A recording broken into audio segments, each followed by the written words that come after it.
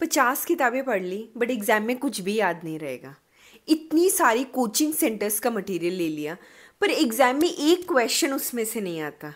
I know ऐसे doubts तुम लोगों के मन में होंगे कि यार सेल्फ स्टडी से भी नेट क्लियर होता है क्या, यार करना कैसे होता है, स्टेप 1 क्या होता है अगर हम घर बैठे अपनी तैयारी करें, how we can proceed with the preparation of UGC net.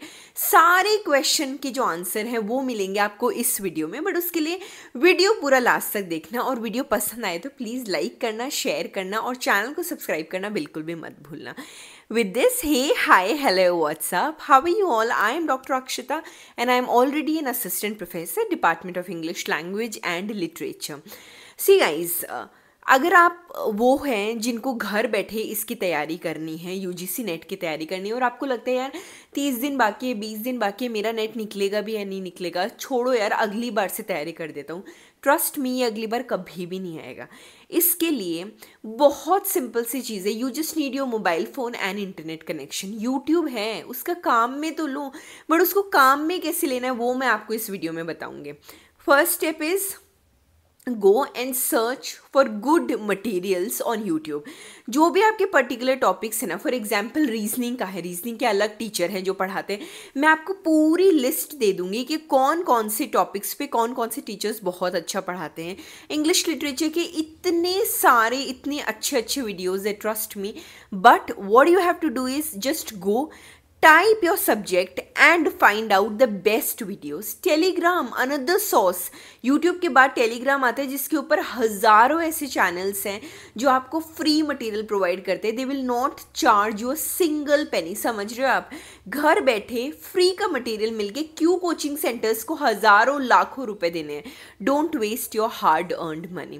Third thing how you have to do is, मान लो आपने कंटेंट देख लिया, आपको मिल गया, बट उसके अंदर सारा कंटेंट तो नहीं पढ़ सकते। एज आई वाज सेइंग, 1000 किताबें पढ़ ली बट एग्जाम में तो कुछ याद ही नहीं रहा। ऐसा आपके साथ भी हो सकता है।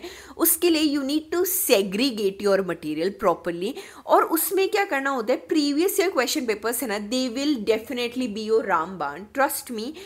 अगर आप प्रीवियस ईयर क्वेश्चन पेपर्स को देखोगे तो आपको ये पता चल जाएगा, हाँ यार यही टॉपिक इंपॉर्टेंट है, ये टॉपिक इंपॉर्टेंट है। ये कुछ 50 टॉपिक्स में से आपको 5 या 6 टॉपिक्स ऐसे मिल जाएंगे जो बहुत इंपॉर्टेंट है और उन्हीं से बार बार बार बार क्वेश्चन, सारे थीम्स रिपीट हो रही है। So only thing you have to do is go through all the previous year question papers, you will get to know. जो चीज़ मैं आपको बताऊंगी वो है आपकी free mocks and free practice test. Trust me guys, कितना भी पढ़ लो, अगर मॉक नहीं दिए you will not be able to sail through this exam. और मॉक कैसे देना है, क्या करना है, वो सब मैं आपको बताऊंगी। फ्री मॉक अगर मिल रहे हैं, यार कुछ लोगों के डाउट होते हैं यार 1 फ्री हो जाता है, 2 फ्री हो जाता है। अगर गाइज अच्छी क्वालिटी दे रहे हैं, trust me, in the market at present Olive Board provides the best best best mock test. और ये ऐसे मॉक टेस्ट हैं कि अगर आप दोगे ना तो ट्रस्ट मी, आपका जो स्कोर है जो एग्जाम के लेवल का है यहाँ है तो वो यहाँ तक पहुँच जाएगा। और ऐसे से क्वेश्चंस रहते हैं कि यार एग्जाम भी उनसे नीचे लेवल का रहता है, अगर उसमें आपके अच्छे मार्क्स आ रहे हैं ना तो नोबडी कैन स्टॉप यू। और वो मैं आपको इस वीडियो में करके दिखाऊंगी कौन कौन सी टिप्स और ट्रिक्स हैं जिनसे आप ये मॉक दे सकते हैं और कौन कौन से मॉक है पेपर 1 के अलावा, which all are the subjects. तो चलो without wasting any further time Olive Board की वेबसाइट पे चलते हैं और सारा चेक करते हैं, ठीक है। तो देखो आपको क्या करना होगा, ऑलिव बोर्ड की वेबसाइट पे आप आओगे, वहाँ पे आपको फटाफट रजिस्टर करना पड़ेगा। मैं आपको बता रही हूँ कि फ्री मॉक मैं आपके सामने दूंगी अभी, ठीक है। पूरा अटेम्प्ट नहीं करूँगी because it will stretch for a long time, come attempt करूँगी बट आपको स्ट्रैटेजी बताऊँगी कि कौन कौन से क्वेश्चंस आपको पहले अटेम्प्ट करने पड़ेंगे, ठीक है। मैंने फटाफट ज्वाइन कर लिया है, हमारा जो टेस्ट है live test, take the test. चलो भाई टेस्ट शुरू हो रहा है यहाँ पे, ठीक है। आपको क्या करना पड़ेगा, यहाँ पे आप देख सकते हो, चलो आपको वही 59 मिनट्स का क्वेश्चन है। कितने क्वेश्चंस है, 50 क्वेश्चंस आ रहे हैं, ठीक है। जैसे ये सबसे पहले रिसर्च वाला क्वेश्चन आ गया, आप फटाफट क्वेश्चन देख सकते हो सबसे पहले, ठीक है। रिसर्च वाला क्वेश्चन आ गया, इसमें क्या बोल रहा है हमारा, बाद में हम ये देखें कि मतलब किसका क्या है, पहले आप क्वेश्चंस देख लो अगर आपको देखना है तो। सेकंड क्वेश्चन आ गया हमारा वेरिएबल्स एंड, ये सारे ना टेक्निकल क्वेश्चन है बहुत ज़्यादा। थर्ड क्या आ गया, थर्ड देखो बहुत ही टेक्निकल क्वेश्चन है, that which one of the following was known as the Magna Carta of English education in India. अगर आपको पता है तो पता है, नहीं पता तो नहीं पता। Magna Carta of English education in India आपको ज़रूर पता होगा कि ये किसने कहा है, राइट? जहाँ तक मुझे लगता है, बताऊँ मुझे किसने बताया ये? लॉर्ड मैकॉले का है या चार्ल्स डिस्पैच का है? हेलो होगा Magna Carta of English education India, मुझे तो लॉर्ड मैकॉले लग रहा है, ठीक है। I will go with the Lord Macaulay का। मिनट्स है या चार्ल्स वुड्स डिस्पैच का 1856 है। Magna Carta of English education, Wood's dispatch होगा Magna Carta of English education according to me. मैंने सेव कर दिया इस क्वेश्चन को। अब देखो माइक्रो टीचिंग जो है ना, माइक्रो टीचिंग टीचिंग फील्ड का आ गया, मतलब टीचिंग इज एप्टीट्यूड के अंदर जो टीचिंग का फील्ड होता है उससे माइक्रो टीचिंग के क्वेश्चन आ गए। मैं आपको दिखा भी रही हूँ कि ऑलिव बोर्ड के अंदर कैसे कैसे टाइप के क्वेश्चन आपके सामने आ रहे हैं, तो वो भी आप देख सकते हो। अब इसमें देखो, इससे पहले बाकी के क्वेश्चंस देख लेते हैं गाइस, ठीक है। ये जैसे कम्युनिकेशन से रिलेटेड क्वेश्चन हो गया, इसमें आपको कौन, जैसे बैरियर सोल्यूशन है, इमोशनल बैरियर हो गया, कल्चरल हो गया, सिमेंटिक हो गया, टेक्नोलॉजिकल बैरियर हो गया, कि कौन सा किस में जाता है। बहुत ही सिंपल है। कल्चरल बैरियर, कल्चरल का मतलब क्या होता है हमारा, कल्चर से रिलेटेड। क्या टेक्नोलॉजी के अंदर आएगा? नहीं आएगा, ठीक है। तो टेक्नोलॉजी वर्ड्स को देखो, वर्ड्स अगर आप देखोगे तो आपके लिए बहुत ईजी होगा। टेक्नोलॉजी 4 के अंदर डी आएगा। अगर 4 के अंदर डी आएगा तो ए विल बी द आंसर, मेरा आंसर ए आएगा। इमोशनल के अंदर use of simple and the clear language. Culture के अंदर क्या आ गया, ठीक है। इमोशनल के अंदर आ गया build trust and empathy. 2 culture के अंदर आ गया हमारा avoid stereotyping and respect diversity. 4 के अंदर हमारा ये आ गया। तो मेरे according this is the question. अब देखो what international agreement was establish to combat the global warming. Global warming के हम इतने देखते हैं। क्योटो प्रोटोकॉल है ग्लोबल वार्मिंग का, मॉन्ट्रियल है, पेरिस है या अर्थ समिट है? जल्दी बताओ। ग्लोबल वार्मिंग के लिए ऑब्वियसली हम पेरिस समिट अग्रीमेंट को यूज करते हैं। ग्लोबल वार्मिंग के लिए कौन सा इंटरनेशनल अग्रीमेंट? आपको क्या लगता है? आप इतने सारे जीएस के क्वेश्चंस देते हो। ये जो क्वेश्चन है ना, why I am telling you this, कि ये जो क्वेश्चंस है आप इनको मतलब बहुत जल्दी क्विकली अटेम्प्ट कर सकते हो। इट विल आपकी प्रेपरेशन को बहुत अच्छे लेवल पे ले जाएगा ये, ट्रस्ट मी। तो जल्दी से अगर ऐसे जो क्वेश्चंस आते हैं ना, मतलब जहाँ पे आपको बहुत ऐसे दिख गए कि स्ट्रेट फॉरवर्ड क्वेश्चंस है, आ रहे तो आ रहे, नहीं आ रहा तो टाइम वेस्ट मत करो, आगे बढ़ो, ठीक है। पर जो ये बहुत सिंपल है, इसके अंदर ऐसा होना ही नहीं चाहिए कि आपको नहीं आ रहा है। जैसे मुझे आ रहा है, ये पेरिस अग्रीमेंट होगा, मैंने टिक किया पेरिस अग्रीमेंट पे, ठीक है।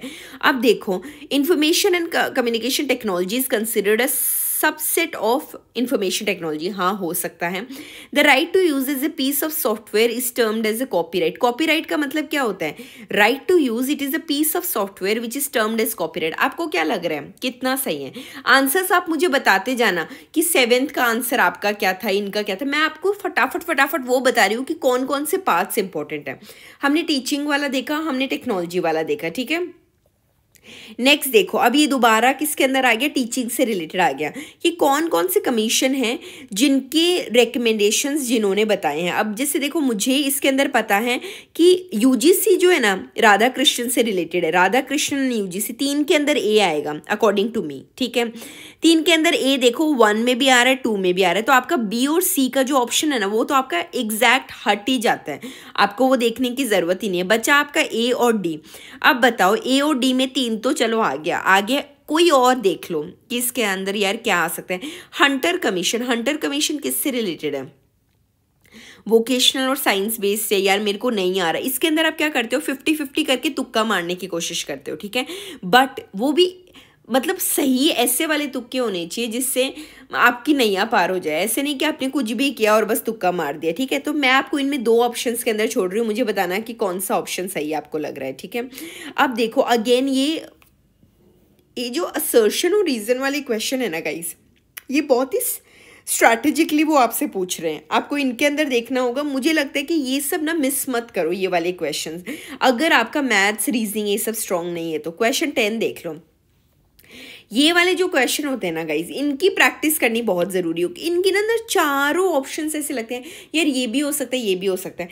तो इसके अंदर घुसने से पहले जैसे देखो 10, 11, 12, 13, 14 और हमारा 14 तक ये वाले आए, ठीक है। 14 क्वेश्चन, इनमें घुसने से पहले आप पहले देखो कि आगे वाले क्वेश्चंस कौन कौन से थे, ठीक है। जैसे हमारा क्वेश्चन नंबर 16 आ गया, 17 में डिस्कशन मेथड और इन्वेस्टिगेट मेथड ये सब आ गया। 18 के अंदर हमारा क्या आ रहा है, I hear, I forgot, I see and I remember, I do and I understand which is related to which of the following. अगर आपको लग रहा है कि यार इससे हो सकता है, ऐसे वाले क्वेश्चंस जल्दी जल्दी देखो। फिर देखो गाइस 19 के अंदर अगेन कम्युनिकेशन का क्वेश्चन आ गया, देख रहे हो आप कितना इंपॉर्टेंट हो रहा है। अगेन जीएस का क्वेश्चन आ गया। 21 के अंदर अगेन टेक्निकल क्वेश्चन आ गया। 22 के अंदर हमारा ये भाई मैथ्स का आ गया। आपको लग रहा है कि मैथ्स आपका स्ट्रॉन्ग है, जल्दी जल्दी करो और आगे बढ़ो, ठीक है। 23 के अंदर अगेन देखो टेक्निकल क्वेश्चन है बहुत ज़्यादा, कि मतलब आपको आ रहा है बहुत ही प्रैक्टिकल क्वेश्चन देखा है कि एनपीटीईएल किसके लिए, एनपीटीईएल हम कितनी बार पढ़ते हैं, कितने टेस्ट देते हैं, ये जॉइंट इनिशिएटिव है तो इसका फुल फॉर्म बता दो। एक्रोनिम पूछ लेते हैं, एक्रोनिम बहुत पूछते हैं, देख के चले जाना एग्जाम में, ठीक है। 24 के अंदर अगेन कम्युनिकेशन आ गया। मैं क्यों बोल रही हूँ कम्युनिकेशन इंपॉर्टेंट है, मैथ्स के क्वेश्चन है भाई, ये थोड़ा साइड कर दो मैथ्स के अगर आपको लग रहा है तो। अब देखो 73rd कॉन्स्टिट्यूशन अमेंडमेंट एक्ट है, ये किसका, मतलब अगर हम इसका बोलें कि ये किसका है, कि जो 73rd कॉन्स्टिट्यूशनल अमेंडमेंट एक्ट है, तो इसके अंदर आ जाता है पंचायती राज वाज फाइनली पास्ड, कौन से किसके अंदर पास हुआ था। राजीव गांधी ने इसको बोला था कि हम आगे कंटिन्यू करेंगे, बट ये पास हुआ है हमारा वीपी सिंह के अंडर, ठीक है। तो मैं इस पे वीपी सिंह क्लिक कर रही हूँ, तो ये वीपी सिंह के अंदर हमारा पास हुआ है, ठीक है। उसके बाद आता है हमारा अगेन मैथ्स के क्वेश्चंस आ गए भाई, इसमें हमें नहीं जाना, ठीक है। 23 अगेन हमारा स्टैटिक क्वेश्चन आ गया। स्टैटिक क्वेश्चन जो है ना, दोबारा मैं बोल रही हूँ तो मतलब ये समझ लो कि अच्छा हो रहे हैं, ठीक है, ओके। 34 हो गया कि 34 आता है हमारा, Rio declaration on environment and development consist of how many principles. अब बताओ कि भाई मतलब कि रियो डिक्लेरेशन जो है उसके अंदर कितने कितने प्रिंसिपल्स और ये सारी चीज़ें, ठीक है। 35 के अंदर तो ये जो चीज़ें हैं ना, these things are like very very important. और मतलब आप देखो इसके अंदर मैथ्स के क्वेश्चंस हैं, ये जो क्वेश्चंस हैं ये इतने इतने इंपॉर्टेंट हैं। तो मतलब मैं आपको बोलूँगी कि ये जो 50 क्वेश्चंस है इसके अंदर आप बस ये देखो कि कौन से आपके लिए इंपॉर्टेंट है और कौन से नहीं है, और उसके बेसिस पे। और यहाँ पे ना फ्री टेस्ट होगा, फ्री टेस्ट है, फ्री टेस्ट करो। और आई विल ओनली सजेस्ट कि इतने अच्छे रिसोर्सेज आपको मिल रहे हैं, मैं टेस्ट यहीं पे ख़त्म करूँगी, मैं ज़्यादा डेप्थ में नहीं जाऊँगी क्योंकि it will take a lot of your time. But आप रजिस्टर करो, आप टेस्ट दो, आपको अच्छा लगे तो मुझे कॉमेंट सेक्शन में बताना कि आपको कैसा लगा। मिलते हैं अगले वीडियो में, till then bye bye, take care and have a wonderful day everyone.